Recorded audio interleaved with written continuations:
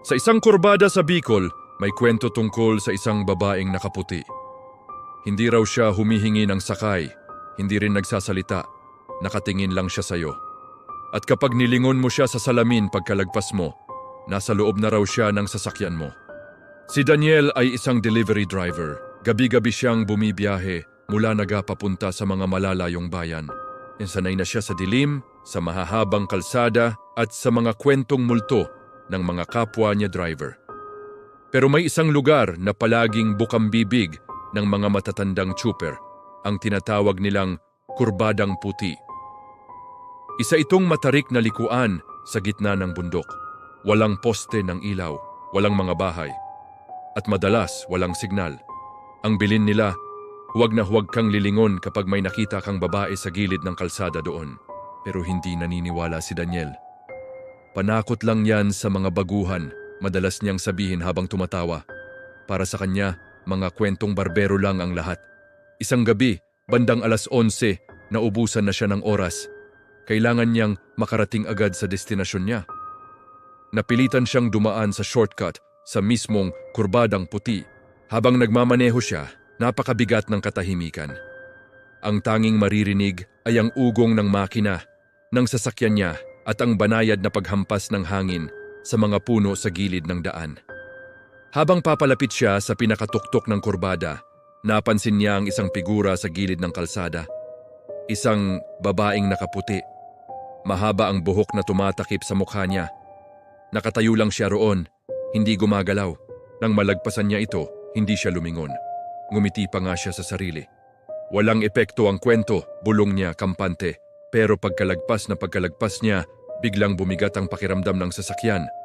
Hindi yung bigat na parang may laman, kundi yung bigat na parang may sumakay na hindi mo nakita. Agad niyang sinilip ang rearview mirror. Wala naman. Malinis ang backseat. Huminga siya ng malalim at ipinagpatuloy ang pagmamaneho. Guni-guni ko lang siguro, sabi niya sa sarili. Makalipas ang ilang minuto, may napansin siyang kakaiba. May tunog ng tubig na tumutulo sa sahig ng sasakyan. Patak! Patak! Patak!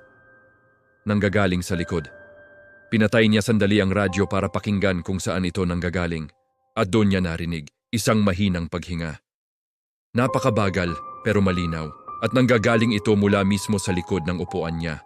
Dahan-dahan, itinaas niya ang kanyang mga mata para tumingin sa salamin. Sa unang tingin, wala. Malinis pa rin ang backseat, pero nang kumurap siya para siyang nakakita ng isang anino sa likod niya. Isang mabilis na paggalaw sa dilim.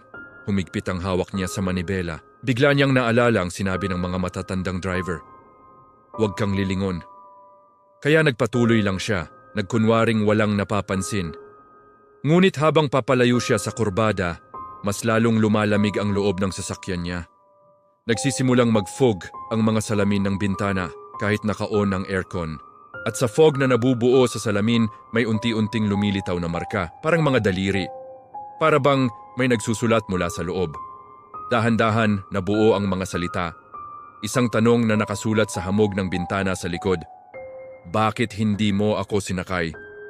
Napapikit si Daniel sa takot. Hindi na niya kaya. Pagmulat niya ng mata, biglang nag-on ang ilaw sa loob ng sasakyan niya, kahit hindi niya ito pinindot. At doon, sa liwanag na iyon, nakita niya sa rearview mirror. Isang babaeng nakaupo sa gitna ng likod na upuan. Basang-basa ang buhok na nakatakip sa kalahati ng kanyang mukha. Maputlang maputla. At nakatitig ng direkta sa mga mata niya. Nanigas ang buong katawan ni Daniel. Hindi siya makagalaw. Hindi siya makahinga. Unti-unting lumapit ang mukha ng babae sa salamin na para bang gusto niyang makita si Daniel ng mas malapitan. Hanggang sa halos magdikit na ang mga mata nila sa refleksyon at mahina itong nagsalita. Isang boses na puno ng lungkot. Lagi mo akong dinadaanan, pero hindi mo ako tinutulungan. Nanginig ang kamay ni Daniel. Halos mawalan siya ng kontrol sa manibela at muntik nang mahulog sa bangin. Sa sobrang takot, bigla siyang nagpreno at itinigil ang sasakyan sa gilid ng daan. Sa isang iglap, paglingon niya sa likod, walang tao. Tahimik na ulit ang loob ng sasakyan. Tanging ang mabilis na tibok ng puso niya ang naririnig niya. Huminga siya ng malalim. Guni-guni lang talaga bulong niya, sinusubukang kumbinsihin ang sarili. Pero nang tumingin siya sa passenger seat sa tabi niya, may basang bakas ng kamay sa dashboard. Mula noon, hindi na siya naging mapakali.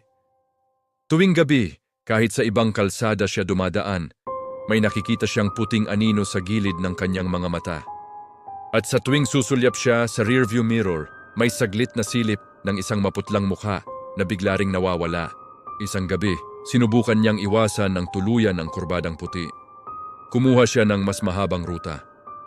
Pero kahit saan siya dumaan, pareho pa rin ang pakiramdam. Ang lamig, ang bigat. Para bang may kasabay siyang umuuwi gabi-gabi.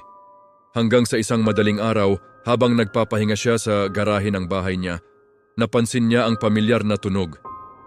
Tubig na tumutulo mula sa loob ng backseat ng kanyang sasakyan. Pagbukas niya ng pinto, walang tao. Pero sa sahig, may basang bakas ng mga paa. Papasok sa loob ng bahay niya, dahan-dahan siyang sumunod. Puno ng takot pero kailangan niyang malaman. Pagpasok niya sa sala, doon, nakaupo sa sofa niya, ang babaeng nakaputi.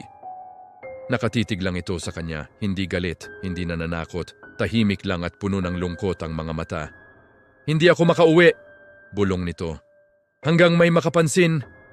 Biglang namatay ang lahat ng ilaw. At nang bumalik ang kuryente, wala na ang babae. Mula noon, hindi na muling nagmaneho sa gabi si Daniel. Pero ang kwento, hindi doon nagtatapos. Sabi ng mga bagong driver na dumadaan sa kurbadang puti, minsan, kapag hating gabi, may nakikita raw silang dalawang anino sa gilid ng kalsada.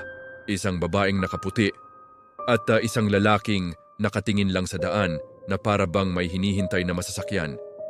Ngayon, kung ikaw ang nagmamaneho at may makita kang nakaputing babae sa madilim na kurbada, titigil ka ba para tulungan siya? O didiretso ka na lang? Kahit may panganib na may sumabay sa'yo pa uwi. Salamat sa panonood. Mag-ingat kayo sa biyahe.